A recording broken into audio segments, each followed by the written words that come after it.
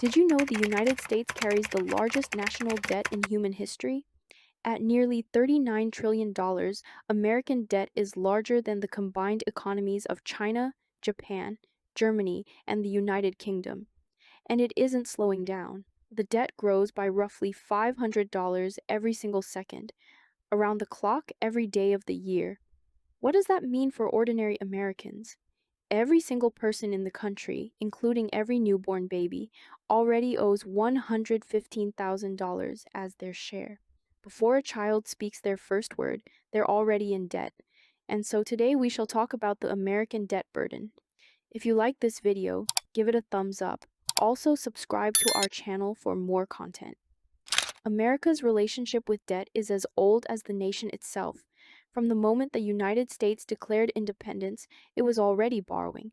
The Revolutionary War left the young nation with over $75 million in debt by 1791. There was one remarkable exception. In the 1830s, President Andrew Jackson took the radical step of selling federally owned Western lands and slashing government spending, becoming the only president in history to completely eliminate the national debt. The celebration was short-lived. Debt has historically spiked during wartime, and America fought a lot of wars. The Civil War alone drove debt from $65 million to nearly $3 billion, a 4,000% increase, as the government funded armies, weapons, and reconstruction. Then came the World Wars. Governments borrow during wars because the cost of fighting is immediate, but the economy's ability to pay is gradual. You can't raise taxes fast enough, so you borrow against future prosperity. By the end of World War II, U.S. debt had reached 106% of GDP, larger than the entire economy. Yet what followed was remarkable. Post-war economic growth was so powerful that the debt burden shrank almost every year without being paid off. The economy simply grew faster than the debt. By the early 1970s, under President Nixon, debt as a share of GDP had fallen to its lowest point in modern history, just 23%. For a brief window, America had nearly grown its way out of the problem. Then came the 1980s, and everything changed permanently. President Reagan cut the top income tax rate from 70% to 28%, while simultaneously increasing military spending to counter the Soviet Union. Congress refused to cut social programs to compensate. The result was the birth of the modern debt era. Debt tripled during the 1980s alone. The 1990s brought rare relief, a booming economy, disciplined spending, and tax increases under Clinton produced the last budget surpluses America has seen. The 2000s erased that progress almost immediately. The September 11th attacks triggered the War on Terror, wars in Afghanistan and Iraq, and the creation of the Department of Homeland Security, all funded through borrowing. Then the 2008 financial crisis hit, requiring trillion-dollar bailouts and stimulus spending as tax revenues collapsed. Debt doubled in a single decade. The 2010s saw debt stabilize slightly, but it never meaningfully reversed. The 2017 Trump tax cuts added fresh pressure. Then COVID-19 arrived in 2020, and the government spent $5 trillion in emergency relief in a matter of months, sending debt to levels not seen since World War II. It has never come back down. In recent years, the story of U.S. debt has become surprisingly simple. The government is spending far more than it collects, and it is doing so every single year. Take a typical recent budget. The U.S. brings in around $5 trillion in revenue, but spends closer to $7 trillion. That leaves a gap of roughly $1.5 to $2 trillion annually. And unlike in the past, this is not driven by war or recession. This is happening during relatively normal economic times.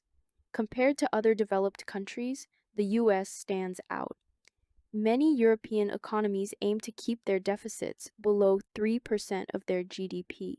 The United States, by contrast, is running deficits closer to 5 to 7%. Countries like Germany tend to keep tighter control over spending, while Japan, despite having higher total debt, borrows less aggressively year to year. The key difference is not just how much debt exists, but how fast it is growing. So, where is all this spending going? A large portion is locked into what are called mandatory programs: Social Security, healthcare through Medicare and Medicaid, and defense.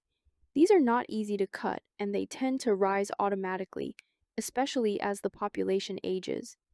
More retirees mean higher pension and healthcare costs, while a relatively smaller workforce limits how fast tax revenue can grow. Then there is interest. As debt increases and interest rates rise, the cost of simply maintaining that debt has exploded. The US now spends over $1 trillion a year just paying interest, money that does not fund new programs or services. Tax policy has also played a role. Over the past 2 decades, several rounds of tax cuts have slowed the growth of government revenue, even as spending continued to rise. Finally, the effects of past crises are still with us. The debt accumulated during the 2008 financial crisis and the COVID-19 pandemic never disappeared. It simply became part of the baseline. Put it all together, and the picture is clear. The question of who the US government owes is simpler than it sounds. It breaks down into three main groups. First, the government owes a large portion to itself. This might sound strange, but it happens because programs like Social Security and Medicare run surpluses and invest that money in government bonds. In other words, the country is borrowing from its own piggy bank. So, one part of the government is effectively lending to another. Second, there are domestic investors. These include American banks, pension funds, mutual funds, and even individuals who buy treasury bonds as a safe investment. Institutions like the Federal Reserve also hold significant amounts of government debt. Finally, there are foreign governments. Countries like Japan and China are among the largest holders of US debt.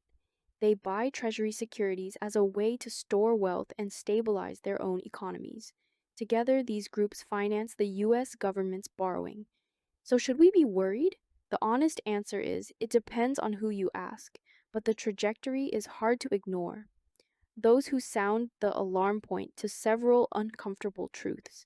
Interest payments now exceed $1 trillion a year, more than the entire defense budget, and are projected to keep climbing. All three major credit rating agencies, Moody's, Standard and Poor's, and Fitch, have stripped the United States of their top credit ratings, citing unsustainable borrowing.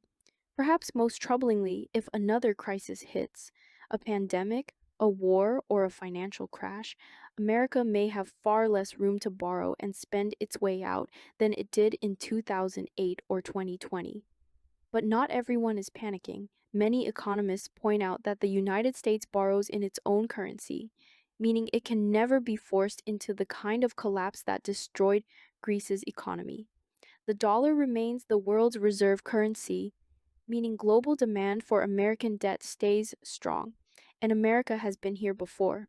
After World War II, debt was even higher relative to the economy, and growth eventually brought it under control. The truth sits somewhere in the middle. The current level is manageable. The trajectory is not.